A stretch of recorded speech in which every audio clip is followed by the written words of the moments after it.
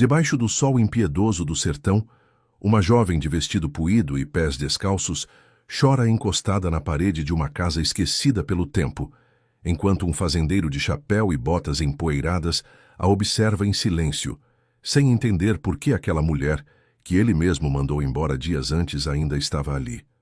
O que ele não sabia é que, ao expulsá-la sem ouvir uma única palavra, cometeu o maior engano da sua vida e que a verdade escondida naquele olhar mudaria para sempre o destino dos dois. O sol ainda não havia rompido por completo o horizonte quando Mariana desceu do velho ônibus interestadual na beira da estrada de terra que cortava o sertão de Minas Gerais, carregando nas mãos apenas uma mala de pano surrada e um envelope amassado com o endereço da fazenda Boa Esperança, escrito a caneta azul, agora quase apagada pelo suor e pelo tempo. Ela tinha 26 anos, olhos castanhos profundos que carregavam a mistura exata de cansaço e esperança de quem já perdeu quase tudo, mas ainda insiste em acreditar que o amanhã pode ser diferente, e um vestido claro de algodão que já havia sido branco em outra vida, agora tingido pela poeira vermelha de 3 dias de viagem. O motorista bateu a porta do bagageiro e partiu sem sequer olhar para trás, deixando-a sozinha na encruzilhada, entre plantações de milho ressecadas e um céu que começava a ganhar tons de laranja e rosa. Mariana respirou fundo, sentiu o ar quente entrar nos pulmões e caminhou. Havia mais de 15 quilômetros pela frente até chegar à fazenda, mas ela não tinha dinheiro para uma carona, nem coragem de pedir. Tudo o que possuía no mundo estava dentro daquela mala. 2 mudas de roupa, uma foto antiga da mãe, uma bíblia pequena de capa gasta e uma carta de recomendação escrita pelo padre da paróquia da cidadezinha onde havia crescido, garantindo que ela era mulher trabalhadora, honesta e de bom coração. Fazia 3 meses que sua mãe havia falecido depois de uma longa doença, deixando-a sozinha no mundo, sem parentes, sem casa própria, com uma dívida no hospital que consumiu até o último centavo das economias e o pequeno terreno em que viviam. Foi o padre quem, ao vê-la desesperada, lembrou-se de um antigo conhecido, um fazendeiro chamado Rafael Andrade, dono de uma das propriedades mais respeitadas da região, e escreveu a carta pedindo que ele oferecesse trabalho e teto à moça. Mariana havia hesitado dias antes de aceitar. Nunca havia saído de sua cidade. Nunca havia pedido ajuda a um estranho, mas quando percebeu que não teria onde dormir naquela mesma semana, engoliu o orgulho, guardou a carta no envelope e pegou o primeiro ônibus. Agora, caminhando por aquela estrada solitária, com os pés já doendo dentro das sandálias baratas, ela repetia em voz baixa uma prece simples que a mãe lhe ensinara ainda menina. Senhor, se for da sua vontade, abre uma porta para mim. Se não for, me dá forças para bater na próxima. E foi assim, prece após prece, passo após passo, que ela avistou, quase 3 horas depois, o grande portão de madeira escura com as letras esculpidas. Fazenda Boa Esperança. O coração disparou. Havia algo naquele nome que soava como profecia, como se Deus tivesse escolhido cuidadosamente o lugar certo para o próximo capítulo da sua vida. Ela empurrou o portão com as 2 mãos e entrou. A propriedade era imensa, com pastos verdes que se estendiam até onde a vista alcançava, cercas bem cuidadas, cavalos correndo livres ao longe e uma sede grande de telhado colonial, pintada de branco, com janelas azuis e um alpendre de madeira onde balançavam 2 cadeiras de vime. Mariana nunca havia visto tanta beleza junta. Aproximou-se com passos tímidos, apertando o envelope contra o peito, quando um cachorro grande veio correndo em sua direção latindo, e ela parou, assustada, sem coragem de dar mais um passo. Foi então que uma voz firme veio da varanda. Fica quieto, Toby. O cachorro obedeceu na hora. Sentou-se e olhou para o dono. Um homem alto de cabelos escuros levemente grisalhos nas têmporas, vestido com camisa xadrez, calça jeans e botas de couro empoeiradas, chapéu de palha na cabeça e olhos verdes que a analisaram de cima a baixo com uma frieza que gelou o sangue da moça. Rafael Andrade tinha 38 anos. Era viúvo há 7, e desde a morte da esposa havia fechado o coração para o mundo, tocando a fazenda com mão de ferro, sem sorrisos, sem intimidade com ninguém, além do velho capataz e da governanta. "Quem é a senhorita e o que faz na minha propriedade?" perguntou ele com uma voz grave que não admitia mentiras. Mariana engoliu em seco, estendeu o envelope com as mãos trêmulas e disse baixinho: "Sou Mariana, senhor. O padre Antônio me mandou. Está tudo aqui nesta carta." Rafael pegou o envelope, mas nem chegou a abri-lo. Naquele exato momento, uma mulher magra, de meia idade, cabelos presos em coque apertado e olhar afiado como faca, apareceu na porta da casa. Era Dona Sônia, a governanta, que havia trabalhado ali desde os tempos do pai de Rafael e que exercia sobre a casa um poder quase absoluto. Ao ver Mariana, seu rosto se contraiu numa expressão de desconfiança imediata. "Seu Rafael, essa aí é a mesma da história que o senhor me contou ontem?" disse ela com veneno na voz. "Aqui foi vista na cidade perguntando pela fazenda." Rafael franziu o senho, olhou para Mariana com ainda mais dureza, e Sônia continuou, aproveitando a brecha. "Seu Rafael, o senhor não vai acreditar. Ontem mesmo, quando fui à cidade buscar as compras, ouvi umas mulheres comentando no armazém. Falaram de uma moça que andava perguntando pela Boa Esperança, dizendo que vinha atrás de uma herança, que era filha de não sei quem, que ia se passar por trabalhadora para dar o golpe. Descrição igualzinha a dessa aí, senhor. Igualzinha." Mariana sentiu o chão fugir dos pés. "Não, senhor, não é verdade. Eu nunca..." Mas Rafael ergueu a mão, calando-a, e o rosto endureceu ainda mais. Ele havia sido enganado antes. Anos atrás, logo depois da morte da esposa, uma mulher se aproximou dele fingindo compaixão, ganhou sua confiança e acabou tentando lhe passar a perna num negócio de gado que quase o levou à falência. Desde então, jurara a si mesmo que jamais confiaria em desconhecidos, muito menos em mulheres que aparecessem do nada com histórias tristes e cartas emocionais. "A senhorita vai dar meia volta agora mesmo", disse ele, devolvendo o envelope sem sequer abrir. "Aqui não é lugar para golpistas. Vá embora antes que eu chame a polícia." Mariana sentiu as lágrimas subirem, mas segurou. "Senhor, por favor, apenas leia a carta. O padre... Não me interessa quem escreveu. Saia da minha propriedade." A voz dele saiu cortante, definitiva, e Toby, sentindo a tensão do dono, começou a rosnar. Sônia sorriu de canto, satisfeita. Mariana pegou o envelope de volta com as mãos trêmulas, olhou uma última vez para aquele homem que havia sido sua única esperança e virou-se em silêncio. Não chorou na frente dele. Não pediu novamente. Apenas caminhou de volta pelo mesmo caminho que havia percorrido, atravessou o portão e continuou pela estrada de terra, agora sob um sol muito mais quente e cruel do que o da manhã. Foi só quando estava a mais de 1 quilômetro de distância, escondida atrás de um pé de manga, que ela permitiu-se cair de joelhos e chorar. Chorou por horas. Chorou tudo o que não havia chorado quando enterrou a mãe. Chorou pela injustiça, pela solidão, pela fome que já começava a apertar o estômago vazio. Não tinha para onde ir, não tinha dinheiro para voltar, não conhecia ninguém na região. Quando finalmente se levantou, o sol já se punha, e uma decisão amarga tomou forma em sua mente. Caminharia até encontrar qualquer construção abandonada onde pudesse passar a noite, e no dia seguinte, com o pouco que ainda tinha, tentaria arranjar trabalho em alguma casa da estrada, qualquer coisa, nem que fosse lavando roupa por um prato de comida. Foi então que, andando à beira do caminho, ela avistou meio escondida entre árvores, uma casinha antiga de pau a pique, com o telhado meio caído e as paredes rachadas. Parecia abandonada há anos. Aproximou-se com cautela, empurrou a porta de madeira que rangeu forte e viu no meio da poeira e das teias de aranha um velho colchão jogado no chão, uma mesa quebrada e um fogão a lenha enferrujado. Não era nada, mas naquela noite seria tudo. Ela entrou, colocou a mala no canto e sentou-se no chão encostada na parede, tentando entender por que Deus havia permitido que tudo aquilo lhe acontecesse. Foi então que, ao apoiar a mão no chão de terra batida, seus dedos tocaram algo duro. Uma caixinha de madeira meio enterrada, escondida ali há sabe-se lá quanto tempo.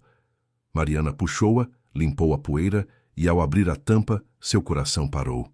Dentro havia uma corrente de ouro com uma medalha de Nossa Senhora Aparecida, um retrato desbotado de uma mulher jovem, sorridente, segurando uma criança de colo, e um bilhete escrito à mão, com uma letra caprichada, dizendo apenas: "Se um dia você voltar, filho, saiba que aqui foi o lugar mais feliz da minha vida, e que eu nunca deixei de te esperar."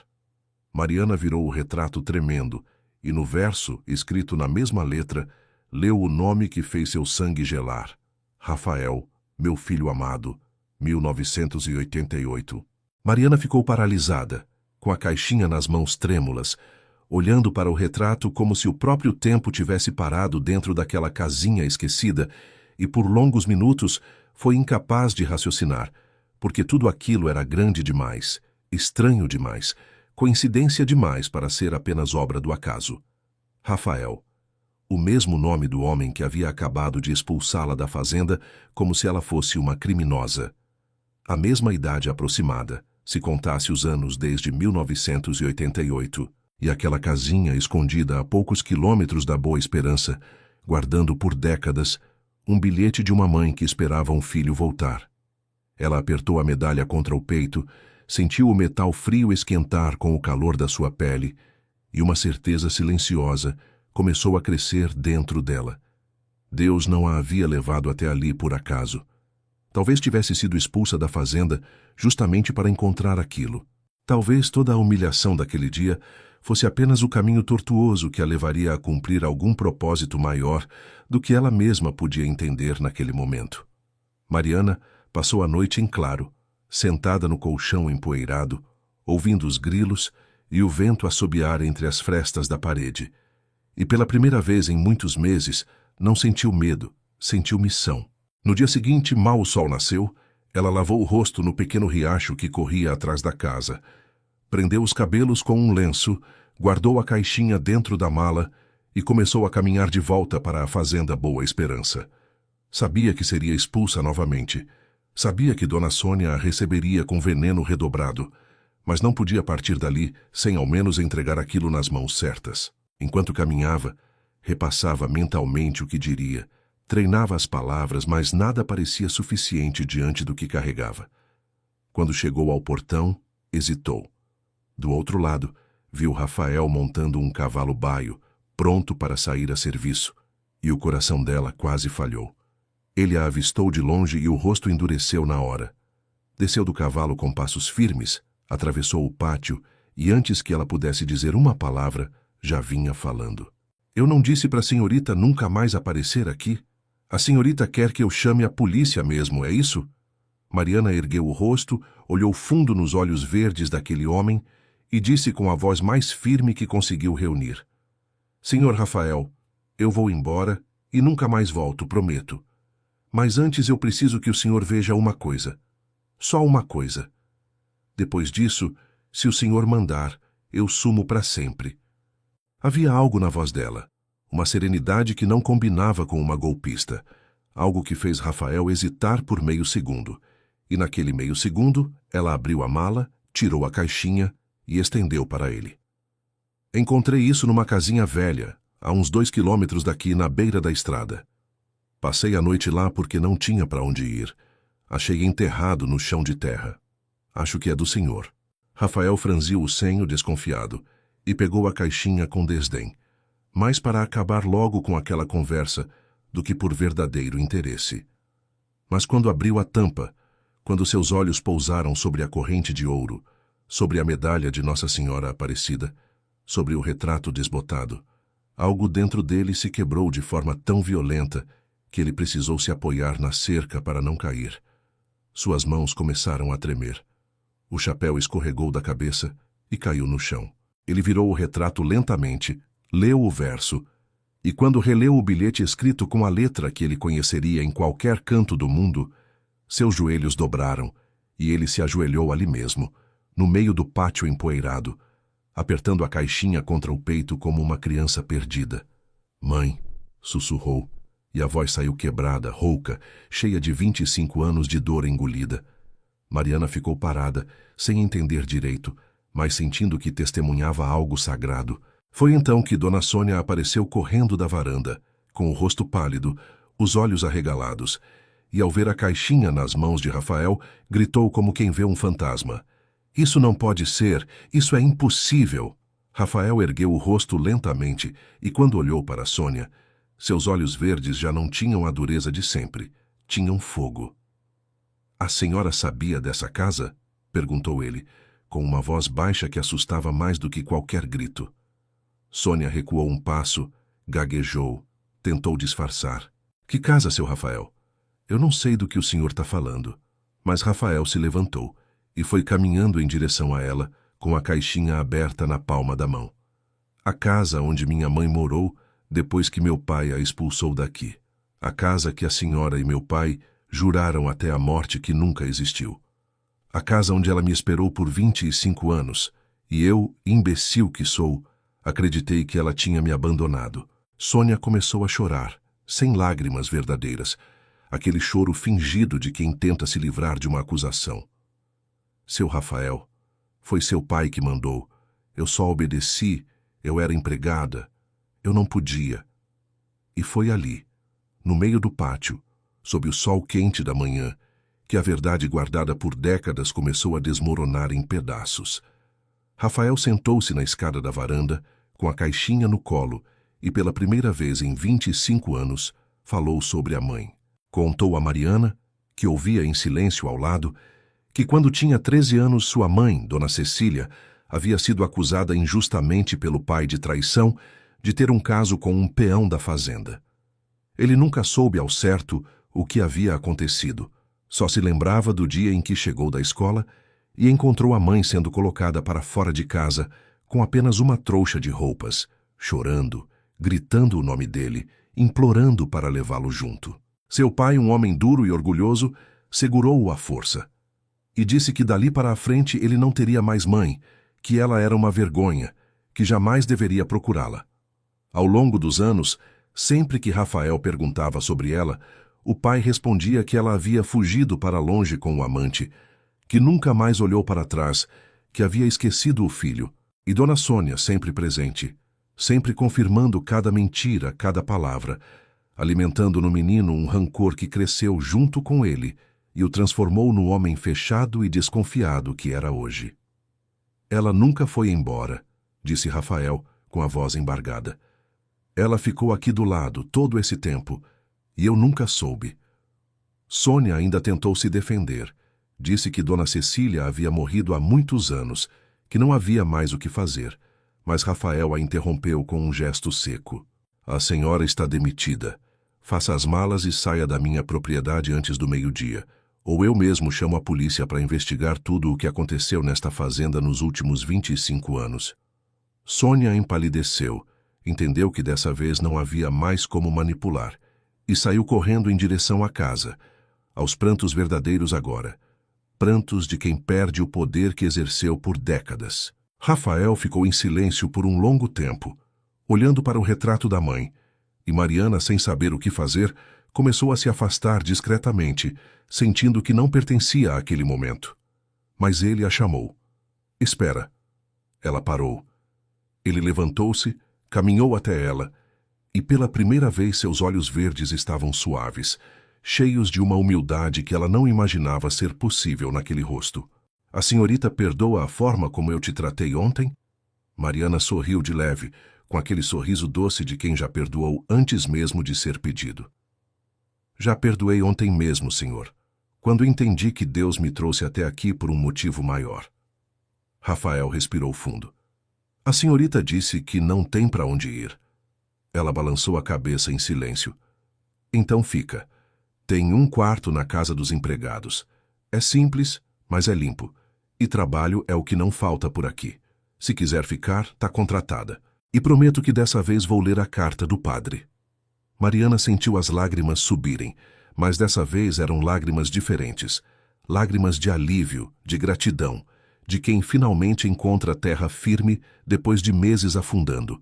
Ela apenas balançou a cabeça, sussurrou um obrigada quase inaudível e apertou a Bíblia dentro da mala, como se agradecesse silenciosamente à mãe lá do céu.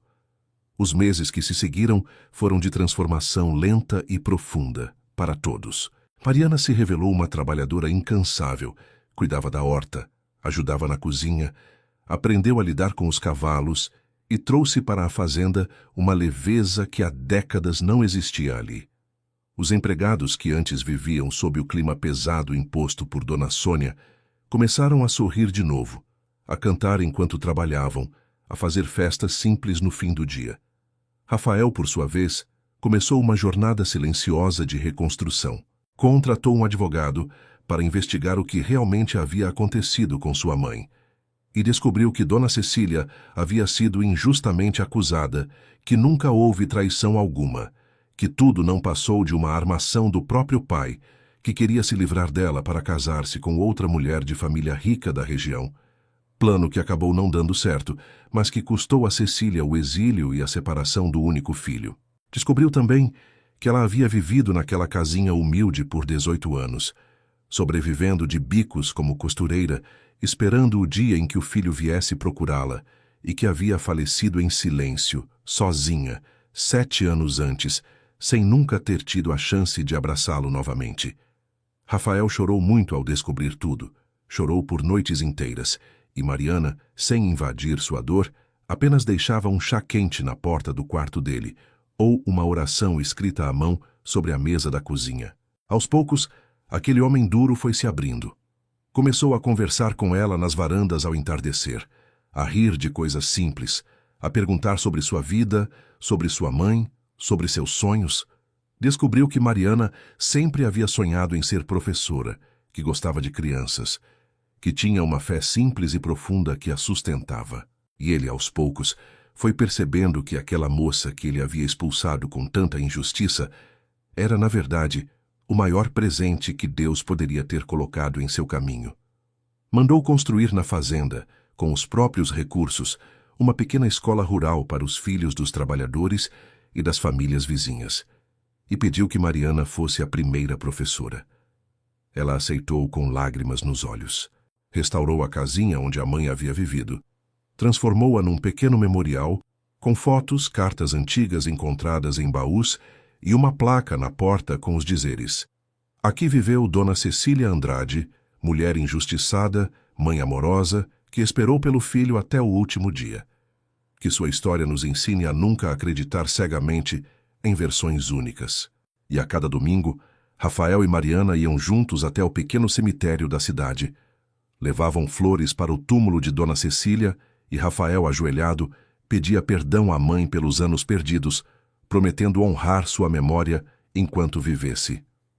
1 ano depois daquele primeiro encontro, no entardecer alaranjado de julho, Rafael chamou Mariana para uma caminhada até a casinha restaurada. Sentaram-se no alpendre, e ele, com as mãos trêmulas como um menino, pegou as mãos dela e disse: Mariana, eu passei a vida inteira achando que tinha sido abandonado, e por causa disso me tornei um homem duro, incapaz de amar. Você chegou aqui trazendo minha mãe de volta para mim, trazendo a verdade, trazendo a paz. Eu não sei se mereço, mas eu queria muito que você aceitasse ser minha companheira para sempre. Não como empregada, não como professora da fazenda, como minha mulher, como a mãe dos filhos que eu ainda sonho ter e que vão crescer sabendo o quanto uma mãe é sagrada. Mariana chorou. Chorou pela menina órfã que havia descido do ônibus meses atrás sem ter nada no mundo. Chorou pela mulher que agora se via amada de verdade pela primeira vez na vida. Chorou pela mãe que estava no céu vendo tudo e chorou pela Dona Cecília, que ali naquela casinha parecia sorrir de algum canto invisível. Aceitou com um sim sussurrado, e ali mesmo, sob o céu que se tingia de rosa, os dois se abraçaram como quem finalmente encontra o lar depois de uma vida inteira procurando. Casaram-se numa festa simples na fazenda, com todos os trabalhadores presentes, com o padre Antônio celebrando, com as crianças da escola cantando e com o retrato de Dona Cecília em um lugar de honra sobre a mesa principal. Tiveram com o tempo 2 filhos, um menino a quem chamaram de Antônio, em homenagem ao padre que havia mudado suas vidas, e uma menina a quem chamaram de Cecília, para que o nome da avó nunca mais fosse esquecido. A Fazenda Boa Esperança, que havia sido palco de tantas mentiras e injustiças, transformou-se com o tempo num verdadeiro refúgio de esperança, um lugar onde ninguém era julgado pela aparência, onde toda a história merecia ser ouvida antes de qualquer condenação, e onde a caixinha de madeira encontrada por acaso ficou guardada para sempre num altar simples da sala, como lembrança eterna de que às vezes Deus usa as maiores injustiças da nossa vida para nos levar exatamente aonde precisamos chegar, e que a verdade, por mais tempo que leve, sempre encontra um caminho para vir à tona, porque no fim, o que é escondido pelas mãos dos homens é sempre revelado pelo tempo de Deus, e o amor verdadeiro, aquele que nasce do perdão e da fé, é a única força capaz de curar até as feridas mais antigas e transformar corações mais endurecidos em jardins onde a esperança volta a florescer.